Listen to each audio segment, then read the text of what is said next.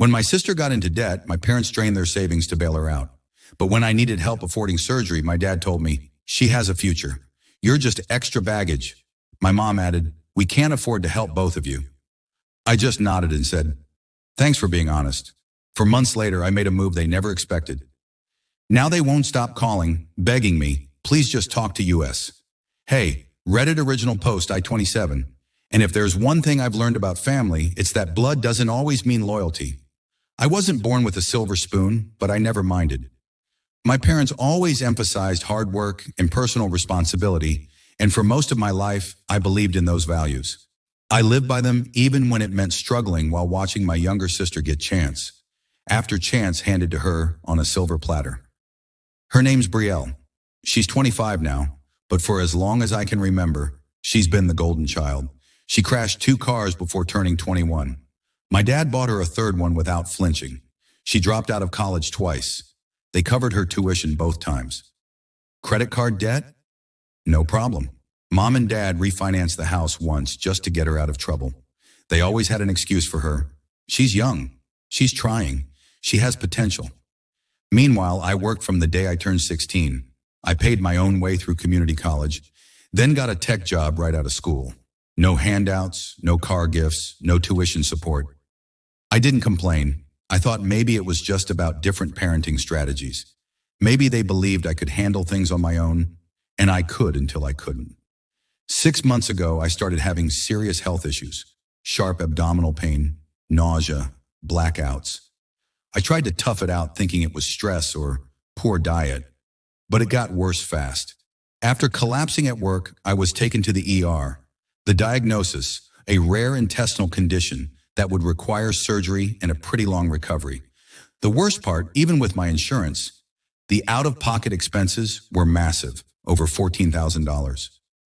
I didn't want to ask for help, but the bills were piling up, and my energy was shot. I had no choice. I swallowed my pride and sat my parents down. I explained everything. I told them what the surgery meant, how delaying it could permanently damage my health, how I'd already tapped into my emergency savings. Dad leaned back in his chair, crossed his arms, and stared at me. Then he said it. "She has a future. You're just extra baggage." First, I thought I misheard. I blinked at him, waiting for the real response, but he kept staring, cold, detached. Mom chimed in, not even looking up from her phone. "We can't afford to save both of you. You'll figure something out. You always do." The irony of that sentence, after years of them saving Brielle from every self-inflicted disaster, was almost too much. I didn't cry, I didn't argue. I just nodded and said, "Thanks for being honest." I went home and stared at my ceiling for hours that night, not because I was surprised deep down. I think I always knew I was the backup kid, but because it still hurt in a way I hadn't expected. The following week, I told work I needed time off. I started liquidating everything I didn't absolutely need. Gaming consoles, my second monitor, even my childhood guitar. I got a cheaper apartment closer to the hospital. I put the surgery on a medical credit card with nightmarish interest rates and prayed I'd stay alive long enough to pay it off. Recovery was brutal. I was weak, barely able to cook for myself. None of them called. Not Mom, not Dad, not even Brielle. She posted a story that week on Instagram from a wine tasting trip. She captioned it, "Healing isn't always about hospitals." I nearly laughed out loud. What a joke. For months past, I didn't visit, didn't text. They didn't either. I was officially invisible now. Not the golden child, not even the silver one. Just rust. But I had a plan. See, during that low period, something clicked in me. I started freelancing remotely while recovering, picked up coding contracts from bed, and poured every ounce of energy I had into building something for myself. I created a small app, a budgeting tracker designed for freelancers, and it took off slowly but steadily. Then it really started gaining traction. A financial influencer on TikTok found it, promoted it, and just like that, my user base exploded. So did my income, and I did something else. I filed a change of address, cut off all mail from my parents' house, changed my number, deleted all social media connected to them. As far as they were concerned, I had disappeared, but not entirely. A week ago, I got a text on my new number. It was Brielle. She said, "Hey, Dad got scammed. They lost a lot of money. Can we talk?" I ignored it. Then Mom sent an email to the address linked to my business. She said, "We heard you've been doing well. Can we please talk? We're in a bad place." I blocked the email. 3 days later, they called my boss through LinkedIn asking if I still work there. He forwarded me the message laughing and said, "Dude, your parents are intense." Finally, I got a handwritten letter from Dad. Said, "We're sorry for how things went down. You've proven yourself. Can we please talk? We're struggling." And the last line, "Please just call us back." I stared at that letter for a long time, not because I was tempted to call, but because it was the first time they had acknowledged me, not as a failure, not as extra baggage, but as someone who had value. And still, I didn't call because the truth is, sometimes silence is the loudest response. And some bridges are better left burned, especially when they were never stable in the first place. What I did next, well, let's just say it wasn't about revenge. It was about freedom. And the move I made, it made sure they could never forget how they treated me when I needed them most. After that letter from my dad, I let a full week pass before deciding what to do. I wasn't angry anymore. I wasn't bitter. I had passed those milestones. What I felt now was clarity. They hadn't just abandoned me when I needed them. They had made a decision, clear one, and now they were reaping the consequences of it. But I wasn't about revenge. I didn't want to hurt them. I just wanted them to remember. So I made a calculated move. First, I bought a small house. Nothing flashy, just a modest 3-bedroom in the same city I grew up in. But I paid in full. No mortgage. The irony? The same house I begged my parents to help me co-sign on 3 years earlier, back when I was just starting out. They'd laughed and told me real estate wasn't for people like me. It was for people who made real money. Now I owned it outright.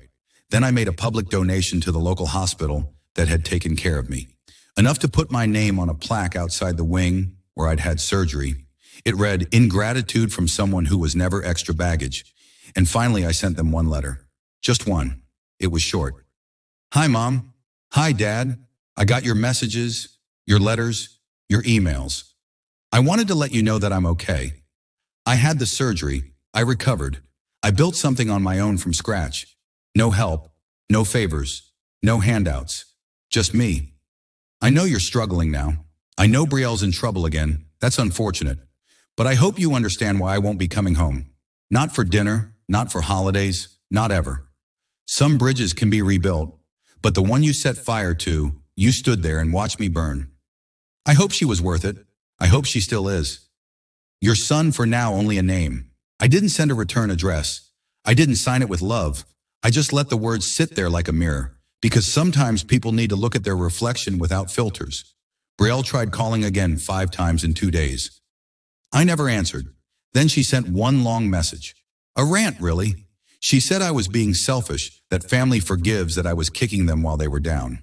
But I didn't feel guilty because when I was down, when I was on a hospital bed with wires in my arms and a debt that could have buried me, they didn't lift a finger. They watched. Now they were falling apart, and I was rising not out of spite, but because I had to, because they left me no other option. A month passed, then another. I kept growing the app, hired 2 part-time developers, expanded the platform. I partnered with a mental health nonprofit to offer a free tier for people in medical debt. Every time I made a move forward, I thought about that conversation. You're just extra baggage. I even got it printed on a mug. It sat on my desk as a reminder of where I started. Then one afternoon, I saw Brielle at the grocery store. She looked tired, pale, like someone who'd aged 5 years in one. She saw me. Her eyes widened. She pushed her cart aside and came over. "Hey," she said. "Can we just talk?" I didn't walk away, but I didn't invite her in either. I just stood there. She looked at me and said, "You really hate us now, don't you?" I said, "No, I don't hate you. I just finally love myself enough to stop bleeding for people who'd never even bring a Band-Aid." She nodded. Her lip trembled. Then she said, "I didn't know how bad it was for you. I really didn't." I said, "That's the problem. You never asked." She didn't say anything after that, just turned and walked away. I didn't follow her because that part of my life, the part that begged for scraps of validation from people who'd already picked their favorite, that part was over. 3 weeks later, I got one final letter from my mom this time. She wrote, "We were wrong about you, about everything. We thought Brielle needed saving, but you were the one drowning, and we didn't even see it.